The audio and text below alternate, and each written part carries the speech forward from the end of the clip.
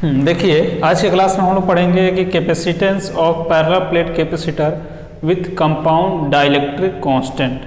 कहने का मतलब ये होता है कि अगर हम कैपेसिटर के अंदर कुछ डाल दें डाइलेक्ट्रिक कांस्टेंट, मतलब अगर कैपेसिटर के अंदर कुछ चीज़ डाल दें तो उसका कैपेसिटेंस क्या होगा पैरेलल प्लेट के रिस्पेक्ट में। तो ये चीज़ तो हमने पढ़ रखा है कि अगर पैरेलल प्लेट कैपेसिटर है, लाइन नहीं है इस तरह से, लाइन आपको नहीं है, देखने में लाइन दिखाई दे रहा है लेकिन इस तरह का प्लेट है, एक पे क्या होता है प्लस चार्ज होता है और एक पे माइनस चार्ज होता है, सिग्मा से रिप्रेजेंट करते हैं क्योंकि प्लेट होता है और दोनों के बीच का डिस्टेंस डी होता है।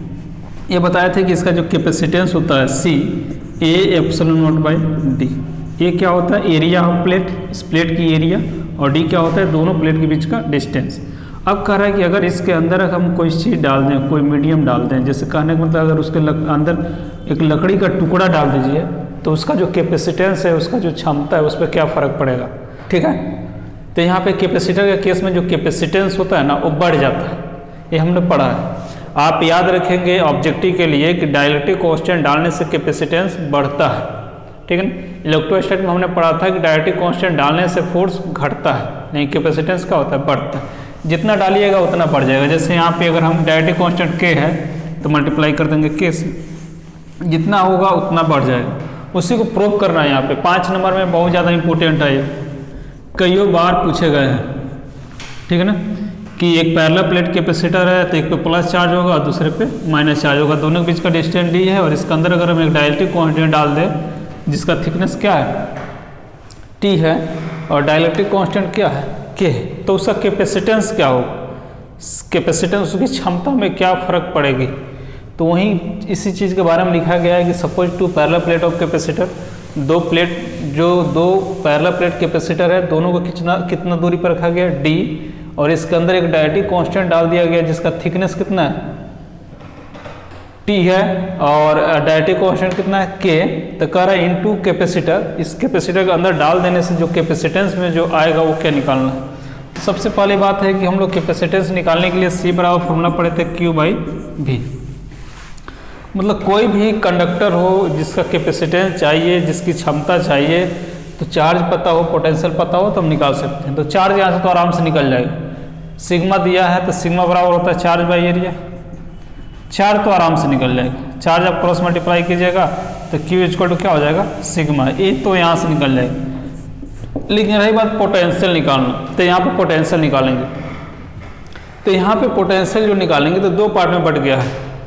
एक तो ए वाला, देखिए ए वाला पोर्शन की, ए वाला जो मीडियम है ये तो एयर वाला पार्ट है, ये भी एयर वाला पार्ट है और इसके अंदर कोई मीडियम डाला गया है। तो सबसे पहला बात कि हम पोटेंशियल निकालेंगे। ठीक है, क्योंकि कैपेसिटर निकालने के लिए चार्ज और पोटेंशियल चाहिए। तो सबसे पहले हम लोग क्या निकालेंगे पोटेंशियल। चलिए पोटेंशियल निकाल लेते हैं। तो यहाँ पे लिखेंगे इस तरह से भी नेट पोटेंशियल लिखेंगे तो भी कौन सा पार्ट वाला हो जाएगा एयर वाला पार्ट, और भी जो होगा कौन सा पार्ट वाला मीडियम वाला, दो पोटेंशियल मिलेगा। तो एक पढ़ रखा है कि भी बराबर क्या होता है E into D, E into potential बराबर इलेक्ट्रिक फील्ड इंटू डिस्टेंस होता है। तो भी नेट बराबर ई, इसका पोटेंशियल लिख रहा है एयर वाला डी, तो डी अब डी नहीं होगा एयर वाला पार्ट। तो देखिए एयर वाला पार्ट कौन है, टोटल दूरी कितना है मेरा डी, इसमें से हम टी निकालेंगे तब ना एयर वाला पार्ट बचेगा, इसमें से आप टी निकालिएगा तब ना एयर वाला पार्ट बचेगा, क्योंकि टी क्या हो गया किसी मीडियम का थिकनेस है, ये मीडियम वाला हो गया। तो यहाँ से क्या लिख देंगे डी माइनस टी प्लस, समझ में आया ना, भी बराबर होता है E D.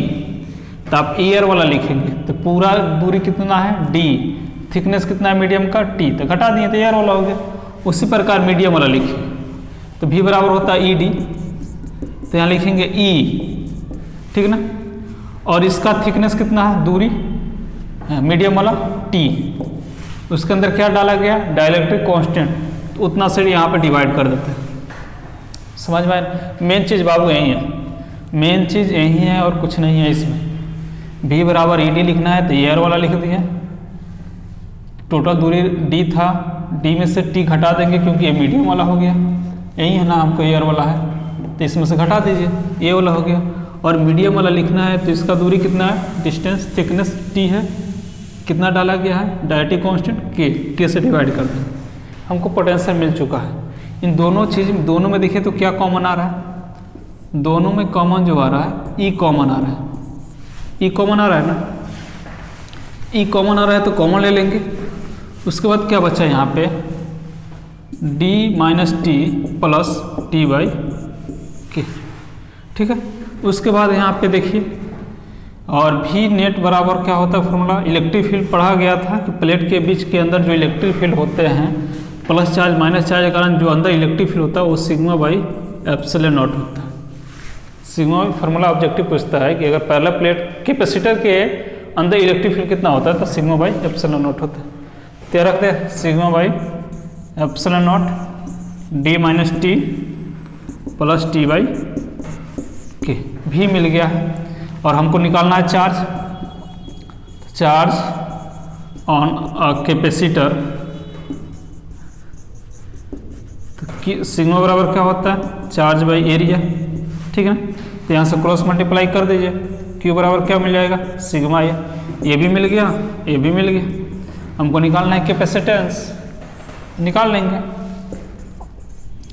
Capacitance on capacitor, तो सी बराबर फॉर्मूला क्या होता है, क्यू बाई भी। तो क्यू का वैल्यू रख दीजिए सिग्मा ए, भी यहाँ पे आ गया sigma by epsilon naught D minus T plus T by के, ठीक है। इससे ही कट जाएगा तो सी बराबर क्या हो जाएगा, ऊपर चला जाएगा, ए epsilon naught by D minus T plus T by के। यही आपका प्रूफ हो गया, ठीक है।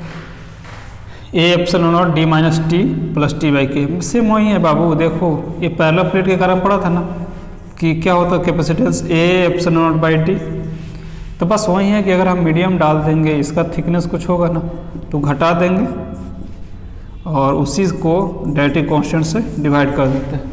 समझ में आ रही है, बस इतना ही है, ठीक है। इसको नोट किया जाता है, हो गया। याद रखिए formula, A epsilon naught D minus T plus T by K, D minus T A T और डायरेक्टिव कांस्टेंट से डिवाइड करते हैं। अब देखिए यहाँ पे इसका स्पेशल केस क्या होता है, यहाँ पे क्या करेगा ना, इस कैपेसिटर के अंदर क्या कर देगा कि एक नहीं 4-5 डायरेक्टिव कांस्टेंट डाल के तब पूछेगा इसका कैपेसिटेंस बताइए।